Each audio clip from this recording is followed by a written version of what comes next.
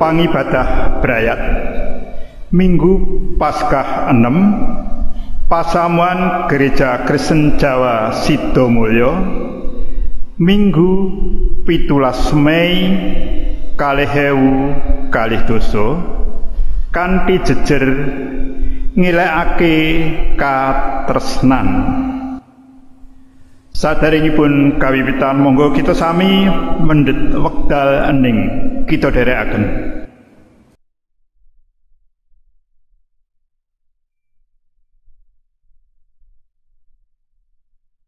Para sedherek ingkang kinasih, sumangga kita sami memuji Gusti kanthi ngrepekaken kidung KPJ 280 sekawan padha ingkang sepisan kalane Gusti sumengka.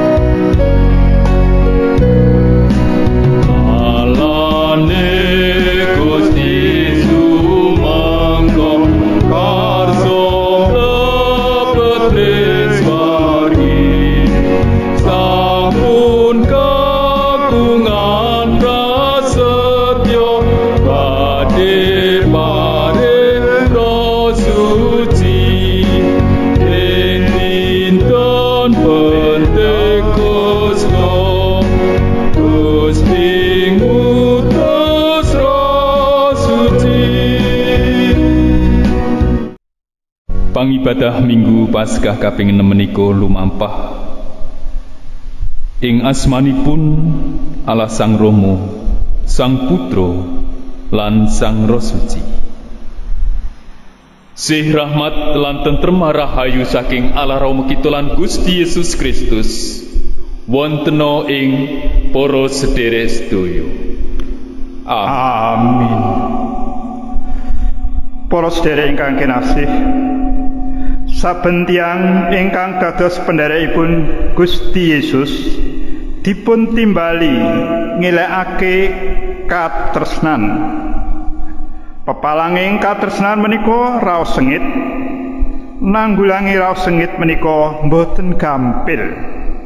Mila dipun betahaken kegiatan.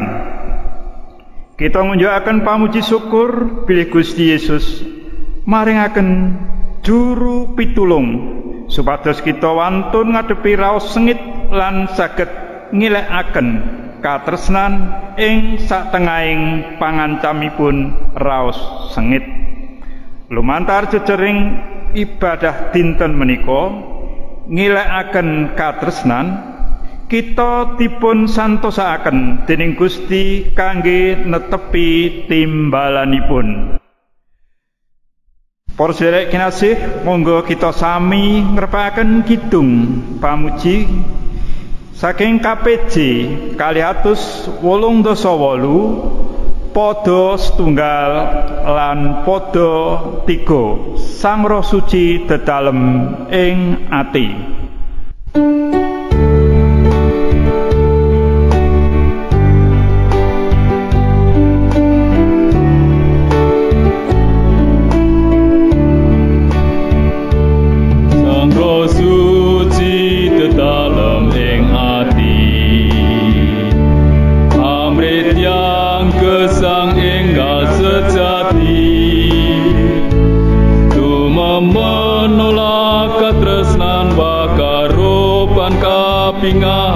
Sang Roh Suci dedalem ing ati.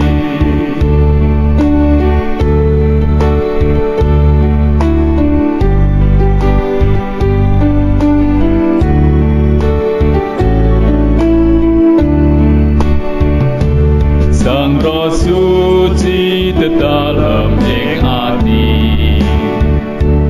Kametyang pitados setya bekti.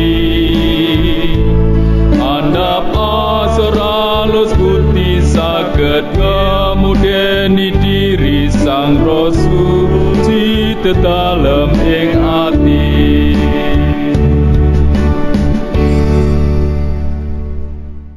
Sumangga kita sami tumungkul ing pandonga, anggen kita sami suwan wonten ing ngarsanipun Gusti. Pengiran Rama kasuwargan, saestu endah ing dinten pakendelan dinten Sabat menika paduka sampun nuntun lan ngrimati kawula sami, ngantos kawula sami saged makempal sesarengan suwan marg wonten ing ngarsa paduka. Keparenga Gusti rawuh ing tengahing brayat kawula inggih wonten ing pasiwagan menika. Keparenga Gusti mbabar sih paduka, sabda pangandika paduka lan berkah paduka. Awit menika ingkang dados andel-andeling lan sumring gesang kawula sami. Kawula sowan ugi kanthi mbekta karingkian ing gesang kawula. Kawula asring dumawah ing dosa lepat. Ing wekdal menika kawula nyuwun pangapunten dhumateng Gusti sekataing dosa lan kalepatan kawula. Inggih kalepatanipun brayat kawula, kalepatanipun pasamuan kawula. Pengiran keparenga Roh Paduka ingkang suci makuwon madangi wonten ing manah kawula sami. Mirunggan anggen kawula badhe nampi wedharing sabda pangandika paduka. Inggih namung wonten ing dalem asma Gusti kawula Yesus Kristus pandonga menika kalunjukaken. Amin.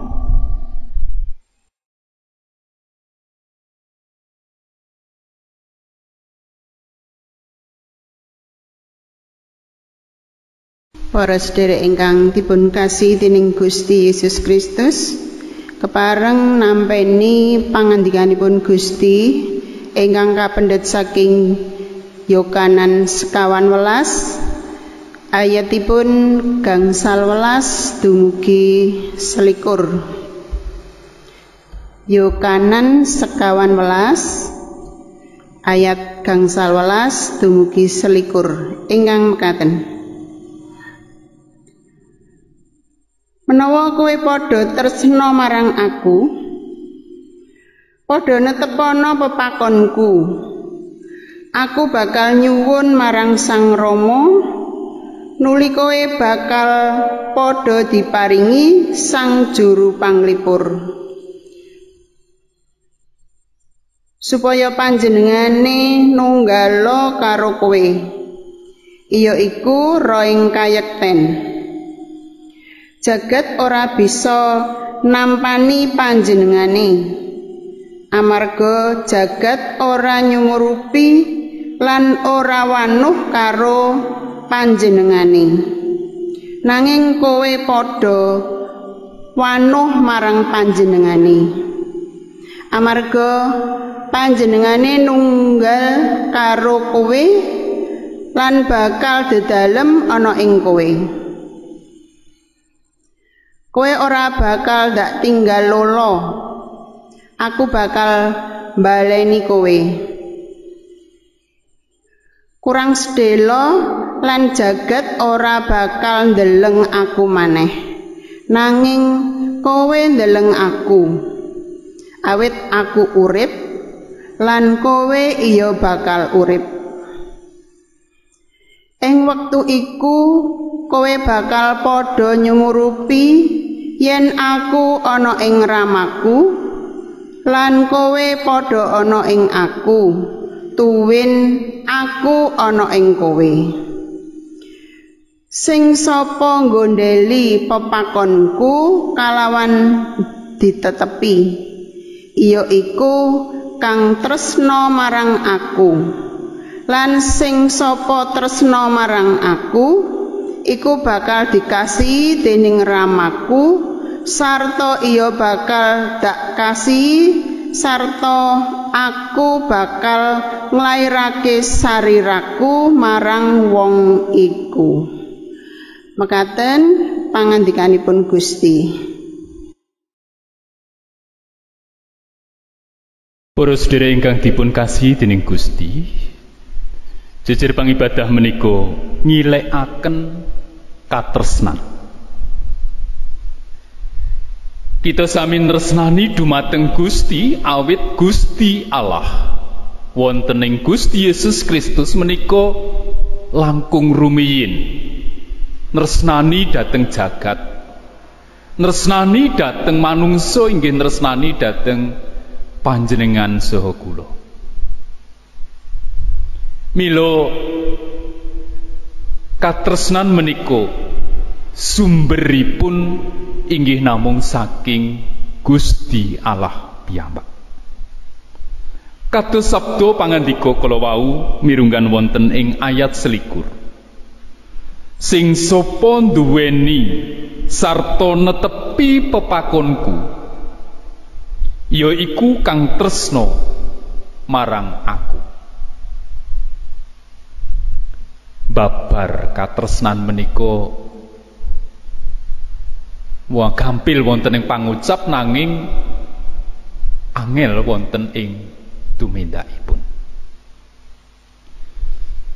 Karana kawontenan ingkang saya awrat menika Gusti paring panglipur, Gusti paring pitulung inggih menika Sang Roh Suci.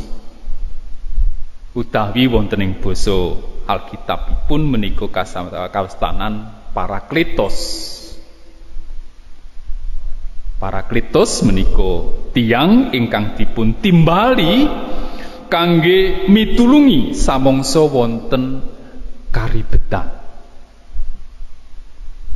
Dados juru pitulung inggih Sang Roh Suci menika kaparingaken dening Gusti Allah kangge mitulungi, kangge nuntun wonten ing gesangipun manungsa ingkang ringkih. Supados manungsa menika sinagetaken nindakaken katresnan, nindakaken pangabekti ingkang sembodo wonten ing ngarsanipun Gusti Allah. Bapak Ibu lan para sedherek ingkang kinasih wonten ing Gusti Yesus Kristus, nindakaken katresnan kados ingkang dipun kersakaken dening Gusti Allah menika Gusti sampun paring juru panglipur inggih menika Sang Roh Suci supados mbiyantoni dhateng kula lan panjenengan sami ing pundi kula panjenengan minangka tiyang pitados, minangka putra-putranipun Gusti Allah badhe sinagetaken nandukaken katresnan boten namung wonten ing pangucap, boten namung wonten ing salebeting batos, nanging katresnan menika saestu kawujud wonten ing tumindak ing sedaya kawontenan gesang kula lan panjenengan sami. Bapak Ibu lan para sedherek, anak-anakku ingkang dipun tresnani dening Gusti, katresnan ingkang dipun wulangaken Gusti wonten ing gesang kula panjenengan menika katresnan ingkang resik, katresnan ingkang bening, katresnan ingkang damel katentreman karahayon wonten ing gesang menika. Lan menika boten badhe wonten telasipun, menika badhe tansah mili saking Gusti wonten ing jagat inggih wonten ing gesang kula panjenengan para pitados menika. Menika ingkang dipun wastani katresnan ingkang sejati utawi agape.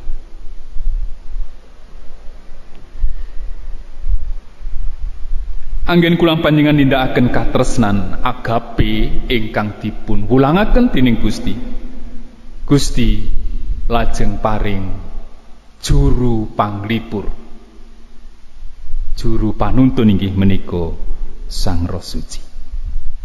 Punapa malih ing kawontenan gesang kula lan panjenengan ingkang boten saya enteng, ing pundi kawontenan gesang kula panjenengan menika sansaya awrat, menapa malih wontenipun pagebluk virus corona menika.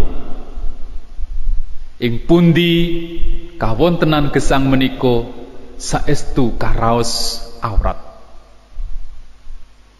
Mboten namung awrat awit kita mboten saged kekesahan, mboten saged kekempalan ngibadah wonten ing padalaman suci.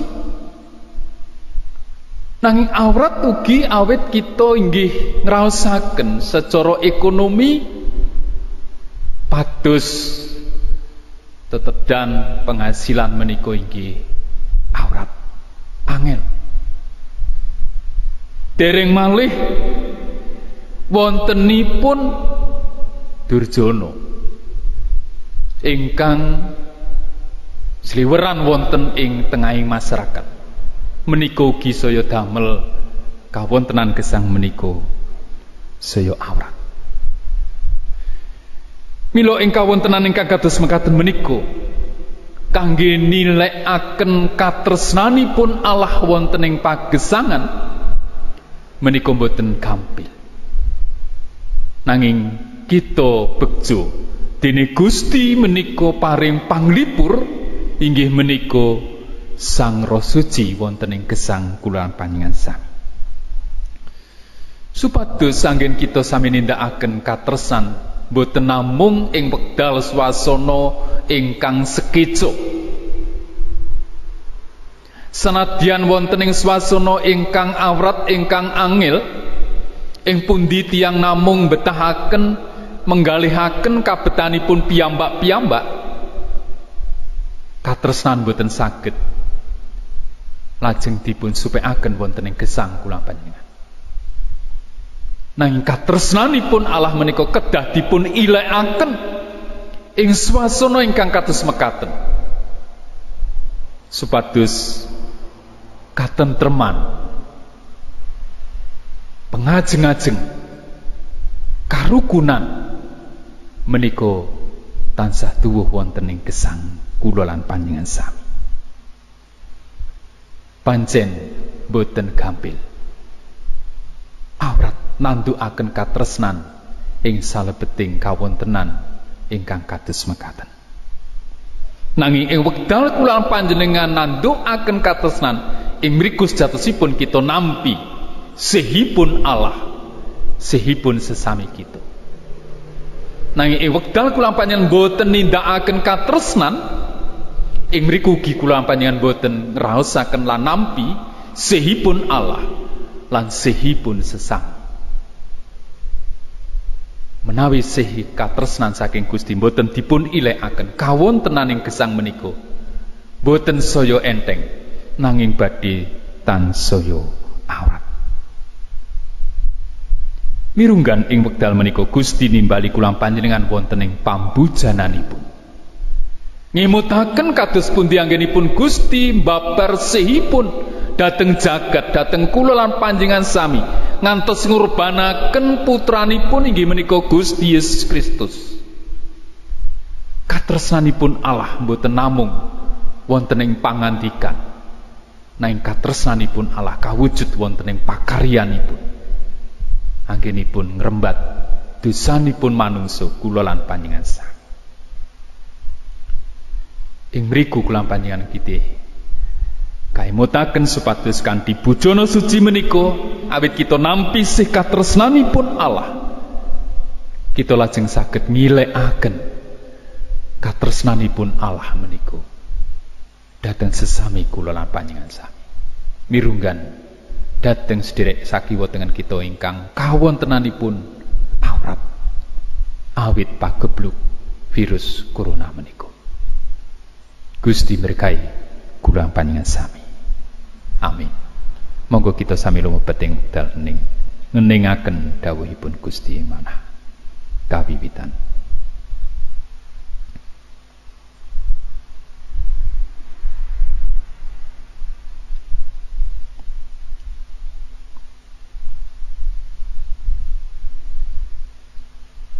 wekdal ning cekap. Sumangga kita ngaturaken pandonga wonten ing ngarsanipun Gusti.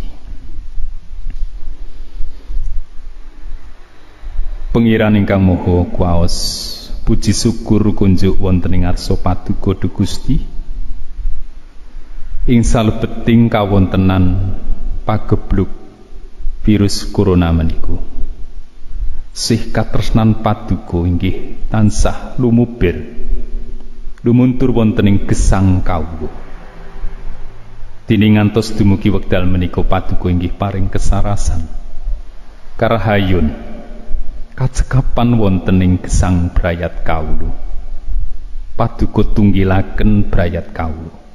Paduka tunggilaken pasamuan paduka putra-putra kagungan paduka. Punapa malih ing salebeting kawula sami ngibadah ing dinten menika paduka inggih badhe paring pangrimat lumantar sakramen bujana suci. Oh duh Gusti, semanten ageng katresnan paduka wonten ing kawula sami. Mila kawula inggih nyuwun pangapunten. Dosa lan kalepatan kawula supados kawula sami pantes nampi sih kamiran paduka. Saha kawula sami kakiyataken kasagetaken mbabar nyilekaken sih katresnan paduka dhateng sesami kawula. Mboten kesupen kawula ingkang ngaturaken pisungsung syukur kawula konjuk wonten ing ngarsa paduka. Kepareng Gusti berkahi lan ujekaken. Pengiran Rama kasuwargan. Kepareng kawula inggih nyuwun sih paduka tumrap sedherek kawula ingkang kekirangan kajingkrangan awit swasana pagebluk corona menika. Matemah awrat sanget anggenipun pados kacekapaning gesang. Kepareng sih paduka lumebir lumantar pemerintah ingkang ugi paring bantuan sosial dhateng masyarakat ingkang ringkih. Semanten ugi sedherek kawula ingkang sami nandukaken katresnan anggenipun biyantoni sedherek ingkang saking menika supados saged tinampi dumugi wonten ing sedherek kawula ingkang saestu betahaken. Supados kanthi mekaten sih katresnan menika saestu mili wonten ing tengahipun masyarakat kawula. Pengiran Rama kasuwargan. Kinagetaken mugi kawula nggula wentah brayat kawula supados saged njagi kesehataning gesang. Njagi kesehataning iman kapitadosanipun. Saged njagi katresnan ugi saged sinau anggenipun pados kapinteran kanthi mekaten brayat kawula inggih saged nggayuh napa ingkang dados pangajeng-ajengipun. Paduka berkahi pambudidayanipun pemerintah, beliau sakit, ugi pihak-pihak ingkang kepingin saestu enggal sumingkiripun wabah virus COVID-19 menika. Awit kalau pitados paduka ingkang maha kuwaos inggih kepareng nyingkiraken pagebluk menika saking bangsa negari kawula inggih saking salumahing bumi menika. Pengiran Rama kasuwargan. Sekedap malih kawula inggih badhe mengeti sumengkanipun Gusti Yesus wonten ing swarga. Ing binjang kemis ugi kawula lumebet wonten ing mangsa Pentakosta tumedhakipun Sang Roh Suci. Mugi prastawa menika saestu saya ngiyataken anggen kawula sami ngilekaken sih katresnan paduka wonten ing pagesangan menika. mekaten Gusti pandonga kawula kunjuk wonten ing ngarsa paduka wonten ing dalem asma Gusti kawula Yesus Kristus pandonga menika kalonjokaken. Amin.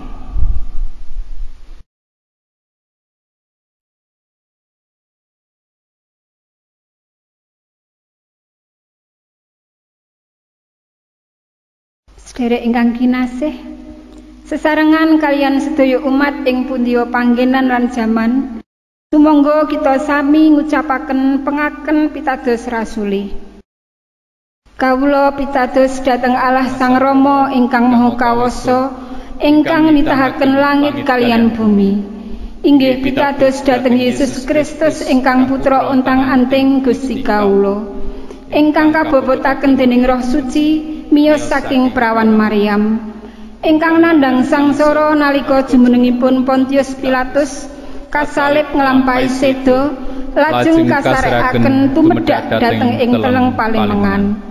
Ing tigang dintenipun wungu malih saking antawisipun tiang pejah, lajeng sumengko dhateng ing swarga, pinarak wonten ing tengenipun Allah Sang Rama ingkang Maha Kawasa.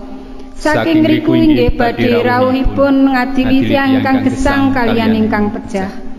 Kawula pitados dhateng Roh Suci, kawula pitados wontenipun pasamuan Kristen setunggal ingkang suci sarta Raden, inggih patunggilanipun para suci. Menapa dene pangapuntening dosa, tanginipun raga sarta gesang langgeng. Para sedherek ingkang dipun tresnani dening Gusti, kita badhe lumebet wonten ing bujananipun Gusti. Sumangga kita sami dadar diri kita piyambak-piyambak langkung rumiyin saderengipun kita nampi pamujananipun Gusti. Setunggal, punapa kita saestu rumaos lan ngakeni kawontenan kita ingkang boten wilujeng karana dosa kita, lan bilih kita inggih boten kuwagang ngluwari diri piyambak pramila mbetahaken juru wilujeng ingkang kagungan pangwaos ngwalaken kita saking dosa menika. Kalih, punapa kita saestu mratobat lan masrahaken diri kanthi yakin dhateng Gusti Allah ingkang maringaken kawilujengan dhateng manungsa lambaran sedo tuwin wungunipun Gusti Yesus Kristus. 3. Punapa kita saestu gadah tekad ingkang temen kangge masrahaken diri kita amrih saged gesang manut pangandikanipun Gusti Allah. Sekawan, punapa kita saestu gadah tekad nglampahi gesang kanthi raos syukur karana sih rahmat pakaryaning Allah ingkang milujengaken.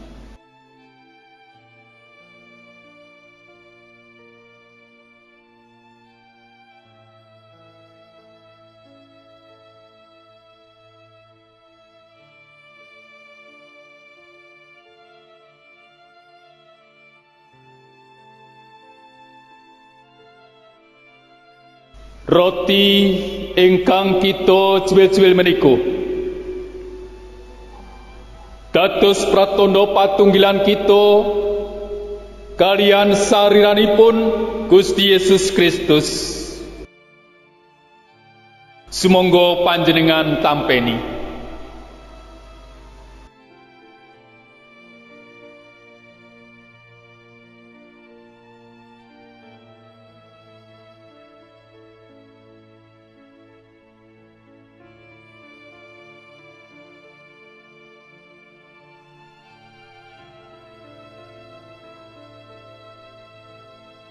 Lan sumangga kita tedha sarengan kanthi ngengeti lan pitados bilih sariranipun Gusti Yesus Kristus sampun kinurbanaken dados tebusan ingkang sampurna kangge ngluwari kita saking dosa.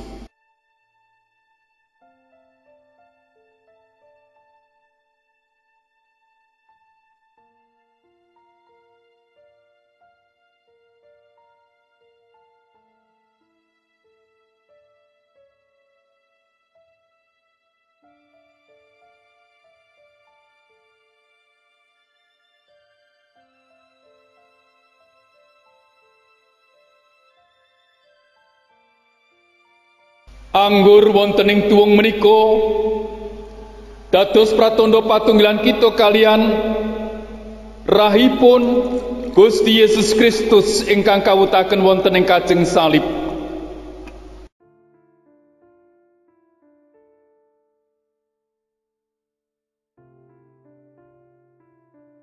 Sumangga panjenengan tampeni.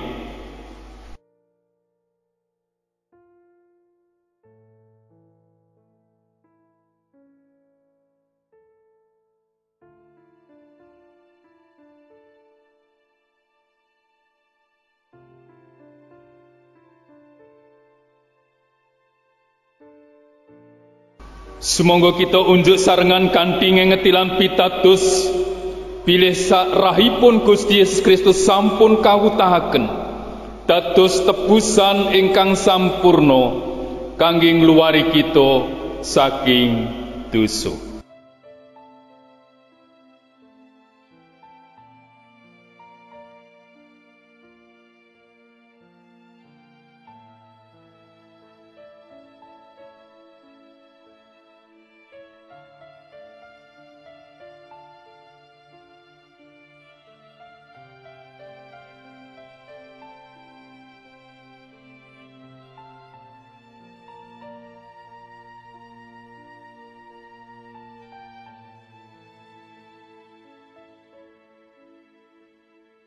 Semoga kita sami tumungkul.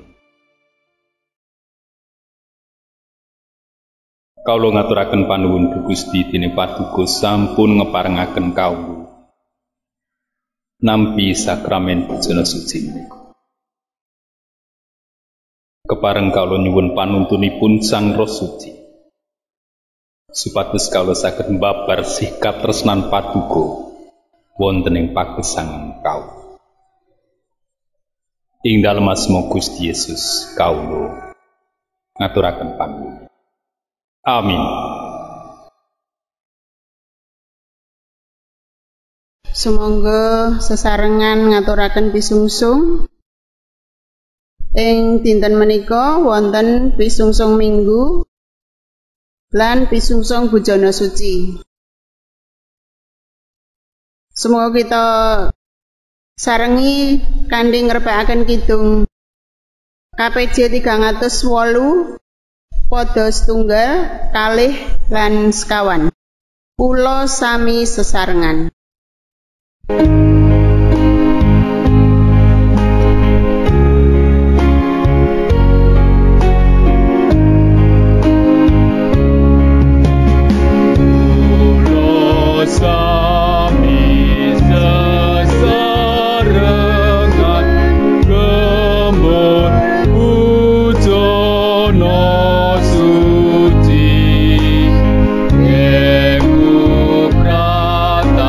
Tanda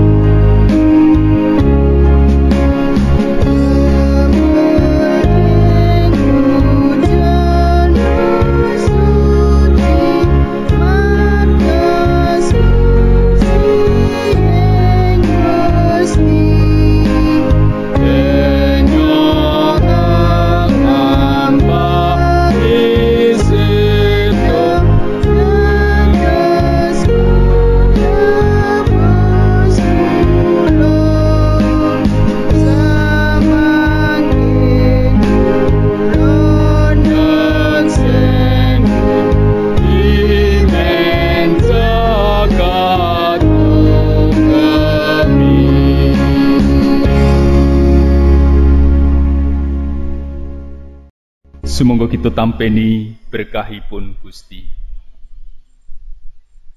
Gusti Allah berkahi lan ngayomi panjenengan. Gusti Allah nyunaraken cahyaning wedanipun dhateng panjenengan lan maringi sih rahmat. Gusti Allah nungkulaken wedanipun dumateng panjenengan lan maringi panjenengan tentrem rahayu. Amin.